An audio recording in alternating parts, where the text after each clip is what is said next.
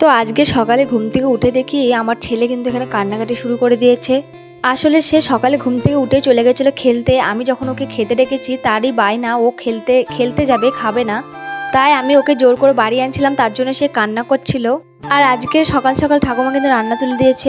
আর আজকে কিন্তু বাবা সকাল সকাল বাজার থেকে মাংস নিয়ে চলে এসেছে, সেটাই কিন্তু আজকে রান্না হবে। আর আমি প্রথমে মাংসটাকে ভালো করে বেছে নিয়ে এখন কাটাও কিন্তু হয়ে গেছে আমার কমপ্লিট। আর সাথে কিন্তু এই শাকটা আজকে রান্না হবে, এটাকে কিন্তু আমাদের গ্রাম ভাষায় ঢ্যাকরা শাক বলি। এর ভালো নাম কিন্তু ঢেকি শাক। এই শাকটা কিন্তু আমার খুবই পছন্দের একটা শাক। তো এইটাই আজকে ভাজা করবে। তারপরে কিন্তু আমি পেঁয়াজ রসুন আদা যত ছিল সব একে একে কেটে নেব। তারপরে কিন্তু ভাত হয়ে গেছিলো। আর ভাতটা কিন্তু আজকে আমি নামিয়েছি, তার কারণ আছে। তার কারণ হচ্ছে ঠাকুমা কিন্তু আমাদের গরুর কাছে গেছে, কারণ আমাদের গরুটা নাকি দড়ি দিয়ে পেঁচে একদম অবস্থা খারাপ হয়ে পড়ে আছে, সেটা দেখার জন্য। তো তারপরে কিন্তু এখানে আমার বরমশাই শুয়ে আছে আর আমার ঠাকুমা কিন্তু অলরেডি চলে এসেছে। আর রান্নাটা কিন্তু কমপ্লিটের মধ্যেই। তারপরে আমিও কিন্তু এখানে স্নান করে নিয়েছি। আর ঠাকুমা বললো যেহেতু রান্নাটা হয়ে গেছে, কষানিটা কেমন হয়েছে সেটা টেস্ট করে যা।